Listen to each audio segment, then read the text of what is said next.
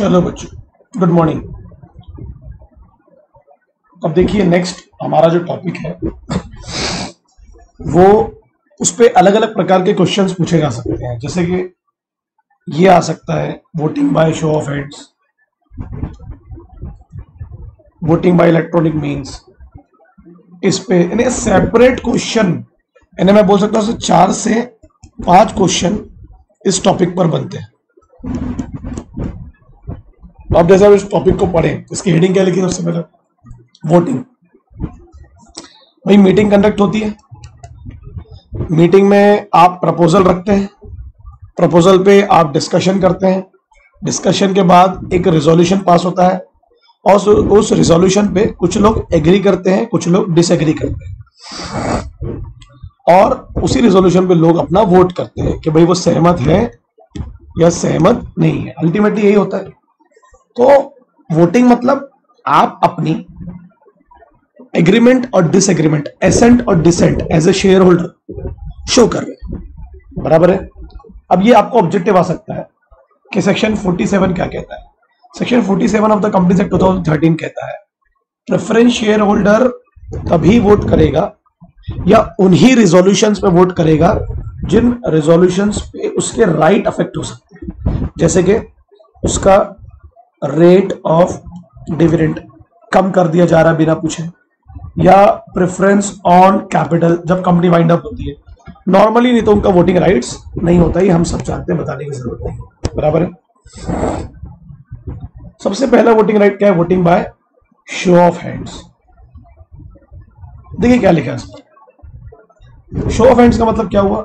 आपने पार्लियामेंट देखा होगा, एग्जांपल दे रहा हूं आपको समझाने के लिए।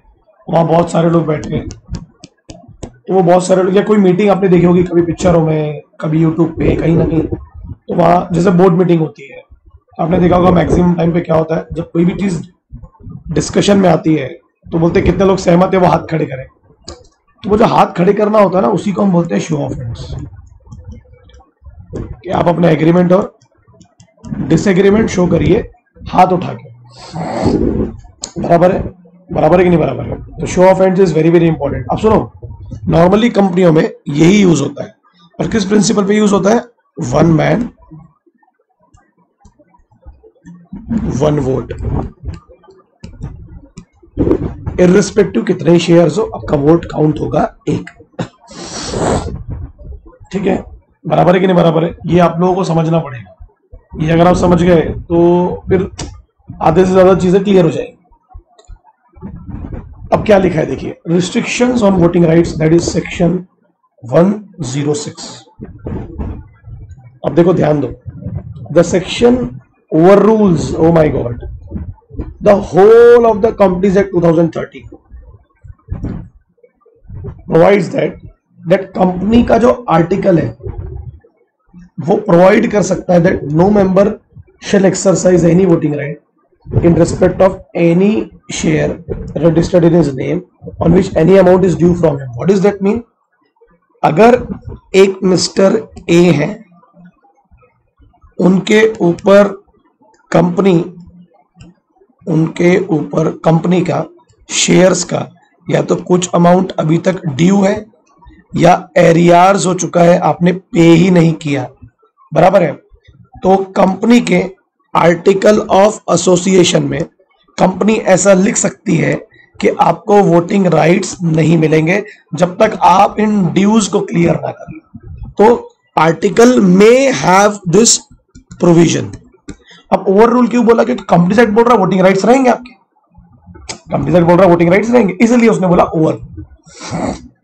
ठीक है, इसलिए क्या करती कंपनी? उन शेयर्स पे लीन कर लेती है। मतलब उन शेयर्स पे कंपनी क्या करेगी? बोलो क्या करेगी, जल्दी बोलो। Company lean on that shares जब तक आप वो ड्यू अमाउंट पे नहीं करोगे। क्लियर हुआ यहां पर? 106 सबसेक्शन 1 भूलना मत। 10 सबसेक्शन 6(2) क्या कहता है? A company shall not prohibit any member from exercising voting rights on any other ground except the section 1। यानी अगर कुछ ड्यू नहीं है, कुछ एरियार्स नहीं है, इस या कोई भी सम, जैसे कोई लोन लिया आपने और कंपनी को आप लोन नहीं पे कर रहे हो एज ए शेयर होल्डर, इसके अलावा कोई और रीजन की वजह से कंपनी आपको अपने वोटिंग राइट यूज करने से रोक नहीं सकती। अब मान लेते हैं कई बार क्या होता है,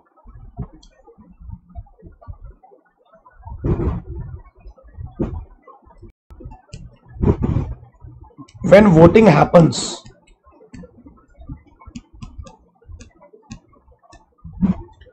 the principle was used as one man one vote by using show of hands.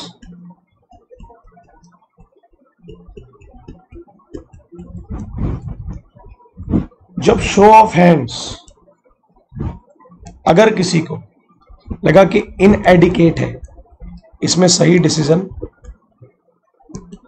या साइंटिफिक नहीं है, नॉट साइंटिफिक इन मैनर, या हमको भरोसा नहीं है, अंडर काउंटिंग हो रही, डबल काउंटिंग हो रही, तो सम मेंबर है ना, सम मेंबर और ऑल मेंबर्स और the director can call for polling in the meeting or after the meeting.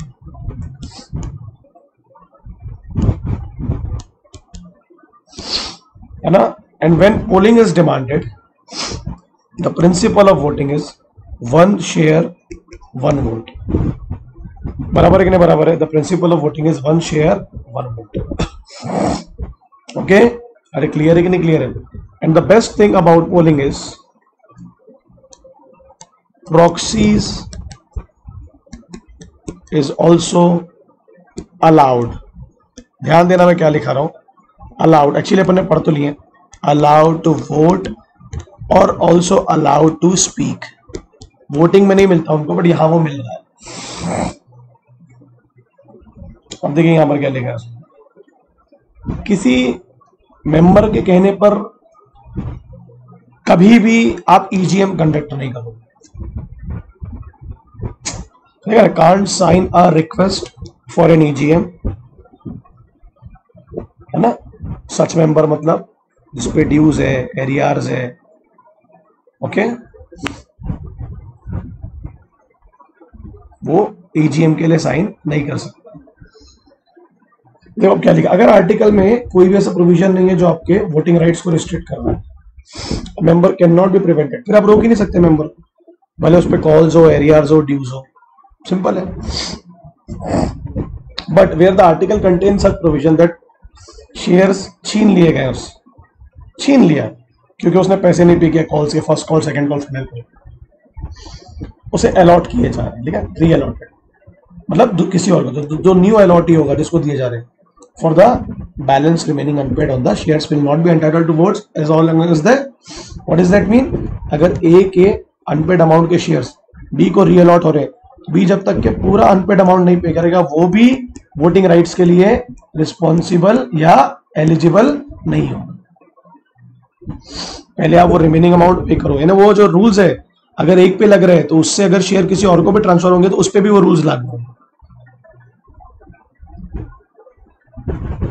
Question क्या लिखा है, इसका आंसर ना आप नीचे मत देखना, आप डायरेक्ट समझना क्या लिखा है। What happens in case of voting by joint holder. अब यार सर जॉइंट होल्डर में तो क्लियर था, दोनों का वोट तो एक ही काउंट होगा, बट अगर दोनों में से कोई एक आ रहा है, जैसे फॉर एग्जांपल, अच्छा मान लो दोनों ने वोट कर दिए, मिस्टर ए ने भी वोट कर दिया, मिस्टर बी ने भी वोट, किसका वोट काउंट होगा?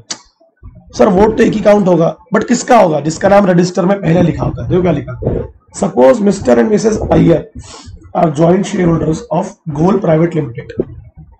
उन्होंने 500 शेयर्स खरीदे, एक पर्टिकुलर स्पेशल बिजनेस कंपनी में डिस्कस होने वाला था ईजीएम में। मिस्टर अय्यर, ध्यान देना, उन्होंने उस डिसीजन के फेवर में वोट किया, मिसेस अय्यर ने अगेंस्ट में। अब आप बोलो किसका वोट काउंट होगा? तो जिसका नाम रजिस्टर में पहले लिखा उसका वोट काउंट होगा। सिंपल है ना? क्या लिखा उसमें? या तो सीनियरिटी,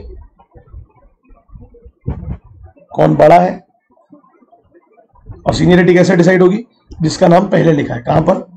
रजिस्टर ऑफ मेंबर। तो बीवी का वोट काउंट होगा, अगर बीवी का नाम लिखा है, अगर हस्बैंड का नाम लिखा है तो हस्बैंड का वोट काउंट होगा, ऐसे। मगर वोट एक ही काउंट होगा, दो नहीं। नेक्स्ट क्या लिख रहा है, consider a situation where director are also the shareholders of the company. देखो यार सिंपल सा लॉजिक है, डायरेक्टर भी कंपनी में शेयर खरीद सकते हैं, उसमें तो कोई डाउट ही नहीं है।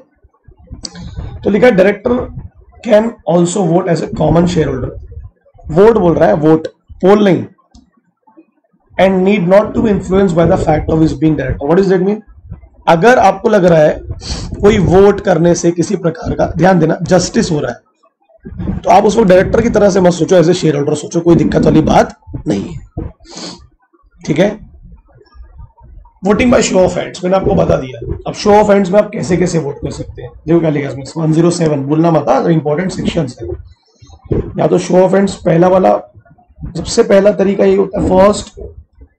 जब ये नहीं होता तो फिर हम दूसरे माध्यम को चूज करते हैं, इलेक्ट्रॉनिक मीडियम हो गया, पोस्टल बैलेट हो गया, बहुत सारे तरीके हो सकते हैं। मैं बोल सकता हूँ ये बहुत ही ज्यादा, ध्यान देना, बहुत ही इंपॉर्टेंट, ये बहुत ही ज्यादा ट्रांसपेरेंट है क्योंकि सब कोई सामने ही बैठा है, दिख रहा है। सीक्रेसी नाम की कोई चीज है नहीं, हाथ खड़े करोगे तो दिखेगा, नहीं खड़े करोगे तो दिखेगा, नो सीक्रेसी। और बहुत ही डेमोक्रेटिक मेथड है, कितने शेयर खरीद लियो वोट एक ही काउंट होगा आपका। ये तो समझता है, चेयरमैन ने अगर मिनट बुक बनाने बोल दिया है ना, वही एविडेंस है कि भैया कंपनी ने रेजोल्यूशन पास कर लिया। अब देखिए क्या लिखा, can an insolvent share holder vote. यार सिंपल है, इंसॉल्वेंट बंदे का कंपनी में किसी भी प्रकार का बेनिफिशियल इंटरेस्ट, मतलब फाइनेंशियल इंटरेस्ट है नहीं, ना इलेक्ट्रॉनिकली है ना फिजिकली है, तो डेफिनेटली उसके शेयर्स किसको जाएंगे, ना उसका डिविडेंड किसको जाएगा, उसके वोट किसको जाएंगे, ऑफिशियल रिसीवर को जाएंगे, है ना, बराबर है ना, लिक्विडेटर को जाएंगे या क्रेडिटर को जाएंगे, ठीक है ना, ट्रस्टी को जाएंगे उसके बैंकरप्सी में। An insolvent share holder so long as remain in the register of the company as a member entitled to exercise his vote. ये बात मैं अब आपको समझाता हूँ थोड़ा सा, ये क्या बोल रहा है, क्वेश्चन पूछेगा आपको। मान लेते हैं ए इंसॉल्वेंट हो गया,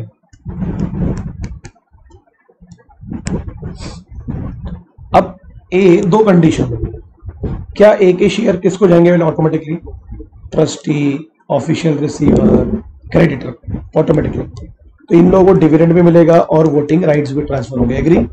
अब ध्यान दो, बहुत इंपॉर्टेंट है, वो बोल रहा है अगर ए का नाम अभी भी कंपनी ने रजिस्टर ऑफ मेंबर में या रजिस्टर ऑफ शेयर होल्डर में लिखा हुआ है, तो क्या उसके वोटिंग राइट्स होंगे, यस, क्योंकि हम पढ़ते थे पहले, आप तब तक कंपनी के मेंबर कहलाएंगे जब तक आपका नाम है। तो आप बोलोगे सर इसका नाम नहीं हटा, मगर ये तो इंसॉल्वेंट है, ही इज ए मेंबर, ध्यान देना, he is a member by estoppel, किसी ने हटाया नहीं तो मैं हटा नहीं, याद है, शट द माउथ, किसी ने कुछ बोला नहीं तो मैं हटा नहीं, तो he will be eligible for the dividends and voting rights. अगर मेंबर, क्योंकि लिखा हुआ है ना नाम, और मिलते जाएगा तो एंजॉय करते जाएगा, ये तो नॉर्मली इसको किसी प्रकार के डिविडेंड्स या वोटिंग राइट्स नहीं मिलते अगर वो क्या हो चुका है, इंसॉल्वेंट।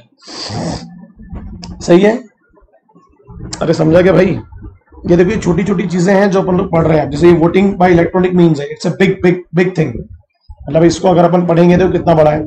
इस पे आपको डायरेक्ट प्रोसेस पूछेगा कि प्रोसेस बताओ क्या होती है, समझने में क्या बोल रहा हूँ, what is the process, they will definitely ask for the process.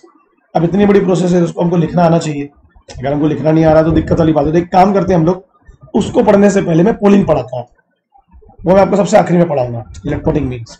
अभी आप इतना सोच लो कि शो ऑफ हैंड्स जो है वो फेल हो गया, सेटिस्फाइड नहीं है, कौन लोग, शेयर होल्डर लोग सेटिस्फाइड नहीं है, या डायरेक्टर को लग रहा है कि सही तरीके से रेजोल्यूशन पास नहीं हुआ, कंफ्यूजन है लोगों के दिमाग में, तो क्या बोल रहा है उनको, वोटिंग का रिजल्ट आने से पहले, ठीक है ना, बिफोर या आने पर अगर इस तरीके से रेजोल्यूशन पास हुआ तो चेयरमैन ऑफ द मीटिंग या तो खुद, अगर उसे लग रहा है कि यार सुओ मोटो लेके कि मुझे लग रहा है सही तरीके से रेजोल्यूशन पास नहीं हुआ, या किसी की डिमांड पे, जो स्पेसिफाइड नंबर होते हैं, वो स्पेसिफाइड नंबर मेंबर कौन होते हैं, जिनके पास कंपनी का 1/10 का शेयर होल्डिंग है या 1/10 का वोटिंग पावर है।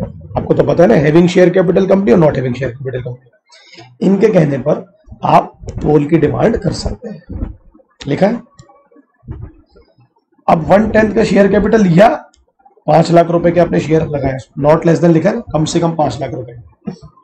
अब दोनों में से जो भी हायर अमाउंट होगा, अब या तो 110 ज्यादा होगा या 5 लाख, जो भी होगा। और not having share capital company है तो डिस्कस 1/10 के voting powers.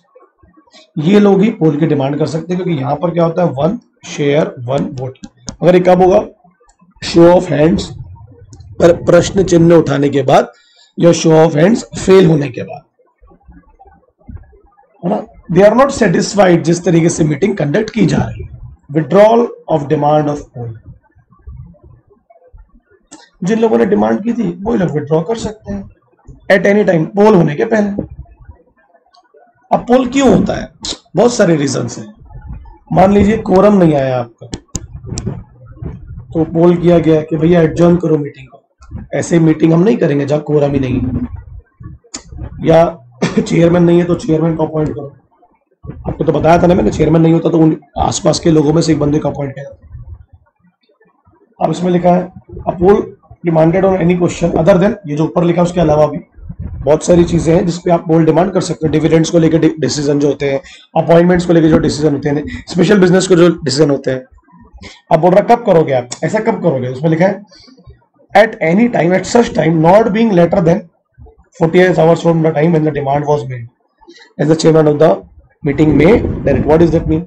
Not being later than, 48 घंटे से पहले नहीं, 48 घंटे के बीच में आप डिमांड करेंगे when the demand was made as the chairman of the meeting में डायरेक्ट। सही है। Where poll is to be taken. अब देखो बड़ा इंपॉर्टेंट है, आपने पोल ले लिया। पोलिंग में क्या होता है? पोलिंग पेपर्स आते हैं जिसपे आप अपना वोट या तो यस लिखते हो या अपने वोट पर आप नो लिखते हो। उसको आप स्क्रूटनाइजर जो बंदा है उसको सबमिट करते हो, वो उसको पोलिंग बैग में डाल देता है। फिर उसके बाद में वो छांटते हैं कि कौन से फेवर में और कौन से फेवर में नहीं है। ठीक है। यानी पोल की डिमांड हुई तो 48 घंटे कम से कम 2 कंपनी को कि वो पोल कंडक्ट कर पाए 48 घंटे। तो ये जो स्क्रूटनाइजर है ना, ये बेसिकली कौन होता है? जो कंपनी के एम्प्लॉयमेंट में नहीं है, एक ऑटोनोमस पर्सन है जिसको आपने अपॉइंट किया है पोलिंग पेपर कलेक्ट करने के लिए, डिस्ट्रीब्यूट करने के लिए। और ये एक बंदा अपने साथ में ला सकता है किसी और को भी, किसी एक्सपर्ट को भी। देखो क्या लिखा है, ड्यूटीज क्या है? प्रॉपर कंडक्ट हो पोलिंग प्रोसेस, रिकॉर्ड्स मेंटेन हो, चेयरमैन को रिपोर्ट सबमिट करो कितने लोग फेवर में थे, कितने लोग अगेंस्ट में थे। और जो 109 और रूल 21 जो अभी पढ़ेंगे उसके पूरे रूल्स एंड रेगुलेशंस फॉलो होने चाहिए। बोला ना, आप पोलिंग पेपर डिस्ट्रीब्यूट करते हो, पेन डिस्ट्रीब्यूट करते हो फिर लोग। तो अब इस मेथड को देखने से क्या लग रहा है?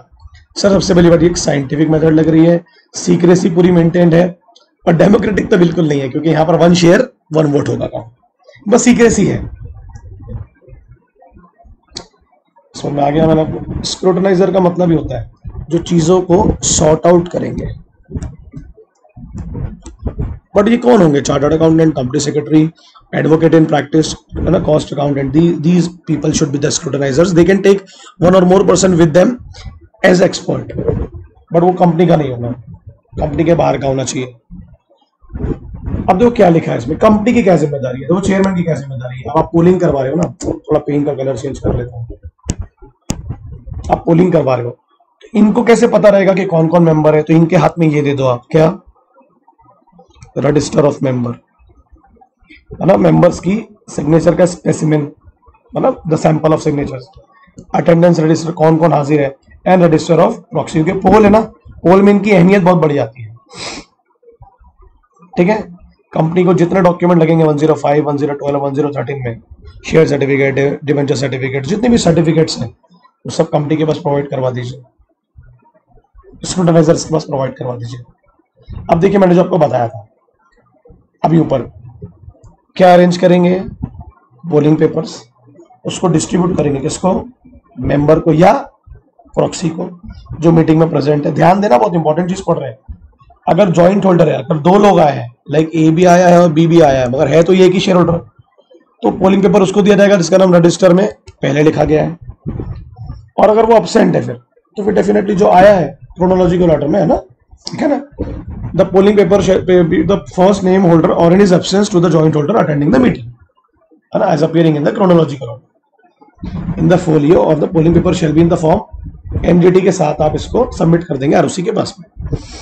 ये फॉर्म रहेगा पोलिंग पेपर के साथ, ये फिलअप करना पड़ेगा आपने। फोलियो मतलब आपका investment record.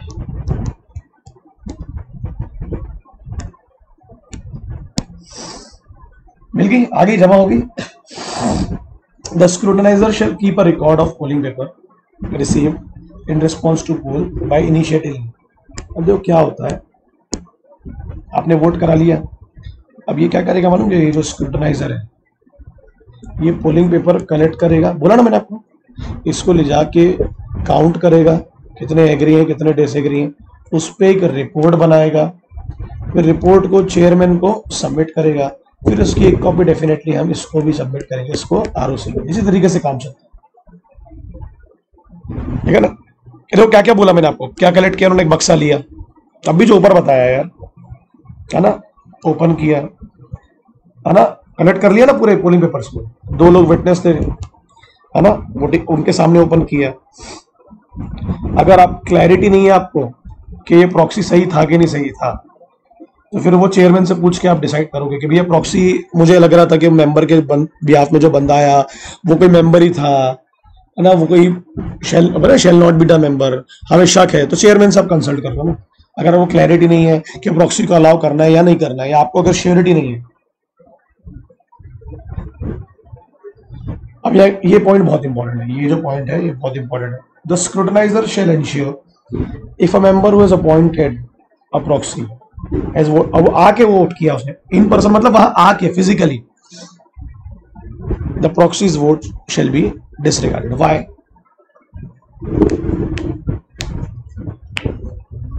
What does that mean? इसका मतलब सोचो, the scrutinizers shall ensure if a member who has appointed a proxy was voted in person, the proxy's vote shall be disregarded. सोचो, अरे वो ऑलरेडी वोट कर चुका था तो पोलिंग में नहीं आ सकता, एज सिंपल एज दैट, खत्म। वो ऑलरेडी वोट कर चुका था तो पोलिंग में नहीं आ सकता, सिंपल।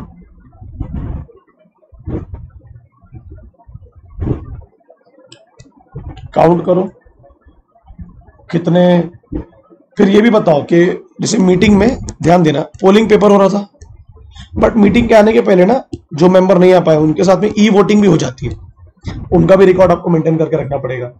ई वोटिंग एक होती है मीटिंग चलते वक्त ई वोटिंग, एक मीटिंग के पहले आपको 2-3 दिन मिलते हैं, 3 दिन मिलते हैं, उसमें आपको ई वोटिंग के लिए अलाउ किया जाता है कि आप कंपनी में सबमिट कर दीजिए ई वोट करके, ठीक है। वो भी तो काउंट होगा भाई, रेजोल्यूशन तो वही है ना, वैलिड वोट, फेवर वाले vote, against the resolution vote, पूरी डिटेल्स आपने कर लिया। अब किसको सबमिट करोगे? चेयरमैन को, जो मैंने आपको बोला, उस पर साइन भी करोगे एंड चेयरमैन डिक्लेयर करेगा फिर रिजल्ट ऑन पोल, ठीक है। एक और चीज, अगर स्क्रूटनाइजर को लगा कि प्रॉक्सी एक वैलिड पर्सन नहीं है, भले वो वोट आके दे रहा बट वो वैलिड पर्सन नहीं है, जिसका नाम लिखा था वो नहीं है, या वो मेंबर है, या वो व्यक्ति है जिसको अलाउ नहीं है वोट करना, हो सकता है कंपनी, तो उसके वोट को वो इनवैलिड घोषित कर सकता है खुद ही, या तो चेयरमैन से पूछने के बाद, या चेयरमैन से बिना पूछे।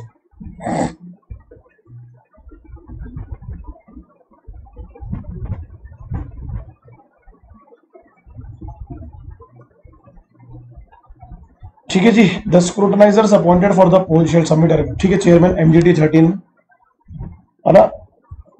अगर एक से ज्यादा स्क्रूटनाइजर है तो सबकी साइन चलेगी उस पर, मैंने बोला ना एक से ज्यादा भी हो सकते हैं, वो लोग अपने साथ एक एक्सपर्ट को अपॉइंट कर सकते हैं, वो नॉट इन एम्प्लॉयमेंट वाला होना, कंपनी में एम्प्लॉयड नहीं होना चाहिए, ठीक है। पोल कंडक्ट करने के 7 दिन के अंदर आप अपनी रिपोर्ट सबमिट कर दोगे किसको? चेयरमैन को। अब क्या लिखा उसमें? The result of the poll shall be deemed to be the decision of meeting. ये आप बोलोगे सर इस पे कैसा क्वेश्चन आएगा, वो बोलेगा पोलिंग की प्रोसीजर समझाओ, तो ये जो पूरी प्रोसीजर है तो chairman of the meeting shall ensure that, यहां से लेके पूरा अपने को लिखना आना चाहिए, क्योंकि वो प्रोसेस से लिखी है ना, पूरी प्रोसेस से लिखी है, वो हम लोग बना लेंगे बैठ के क्लास में कि किस तरीके से इसको लिखना है। बाकी वही है कि ये प्रोसेस इन कंपनियों पे लिखा ना 101(2)(7)(9 shall apply unless specified in respect to sections और articles। तो यही कंपनियों पे तो एग्जाम्पशंस होते हैं इनको, अगर ये सब, और इन पे ये तभी एग्जाम्पशन मिलेगा इनको जब ये सब फॉलो करते रहेंगे इनको, एनुअल रिटर्न्स और क्या है दूसरा, क्या है, बैलेंस शीट। ठीक है। पर एक और चीज मैं आपको बहुत अच्छी चीज बताता हूं, इस पॉइंट का एक और मतलब है, इसके 2-3 मतलब है। अगर ए ने बी को अपॉइंट किया एज ए प्रॉक्सी और ए खुद आके इन पर्सन वोट कर देता है, तो फिर इसके वोट की वैल्यू तो 0 हो जाएगी ना, डिसरिगार्ड हो जाएगा। ये भी इसकी एक मीनिंग है। इन पर्सन समझ रहा है, आपने तो प्रॉक्सी अपॉइंट किया, आप खुद आ गया, आप तो किसको ज्यादा तरजीह मिलेगी, मेंबर को मिलेगी कि प्रॉक्सी को मिलेगी? डेफिनेटली मेंबर को मिलेगी। होता है ना, आप नहीं आने वाले थे बट आ गए, आपको ऐसा लगा कि ठीक है मैं चले जाता हूं, मेरी तबीयत ठीक लग रही है, मैं पहुंच जाऊंगा आप टाइम पर, तो फिर उसकी जो वोटिंग है, प्रॉक्सी का वोट है, वो डिसरिगार्ड हो जाएगा। ठीक है। ये प्रोसेस आपको आ सकती है, आपको अच्छे से पढ़ के रखना है। अपन इसकी हेडिंग्स बना लेंगे, कोई दिक्कत वाली बात नहीं है। इमेजिन करो बस इसको कि मीटिंग हो रही है, बहुत सारे लोग बैठे हैं, मेंबर, इमेजिन करो पोलिंग पेपर डिस्ट्रीब्यूट किए जा रहे हैं मेंबर्स को, हैं? बराबर है कि नहीं बराबर है ना? आपने एक स्क्रूटनाइजर अपॉइंट किया है, उसके साथ में 1 से 2 भी हो सकते हैं। आप समझ रहे हो मैं क्या बोल रहा हूँ? ये बड़ी मीटिंग है, बड़े मेंबर्स है ना? ये क्या करेंगे, जस्ट इमेजिन, पहले पोलिंग पेपर देंगे, उसको अरेंज करेंगे, फिर पेन देंगे, फिर उसको वोट काउंट करेंगे, फिर उसको सबमिट करेंगे, पोलिंग पेपर में लेंगे, पोलिंग बॉक्स में लेंगे, फिर उसको खोलेंगे, 2 विटनेस वहां खड़े रखेंगे, खोलने के बाद देखेंगे कितने प्रॉक्सी के वोट हैं, कितने इन पर्सन वोट है, कितने इलेक्ट्रॉनिक मीन्स के वोट है, उसको भी काउंट करेंगे, रजिस्टर ऑफ मेंबर मंगाएंगे, इलेक्ट्रॉनिक मेंबर मंगाएंगे, जो डिपॉजिटरी के पास जो लिस्ट होगी इलेक्ट्रॉनिक की वो बुलवाएंगे। ये सब इमेजिन करो, इस तरीके से काम होगा। ठीक है, बहुत ईजी है, 1-2 बार और पढ़ेंगे, 1-2 बार और समझेंगे तो वो अपने को हो जाए। ठीक है, चलो ये छोटा सा पोर्शन खत्म, show of hands and pole का। इस पे अब, और ये बहुत इंपॉर्टेंट टॉपिक है, बहुत ज्यादा। बोलेगा explain the process of demand for poll, लिख देना। ठीक है बच्चों, चलो बाय, टाटा। मेरे ख्याल से आज या कल में खत्म हो जाएगा।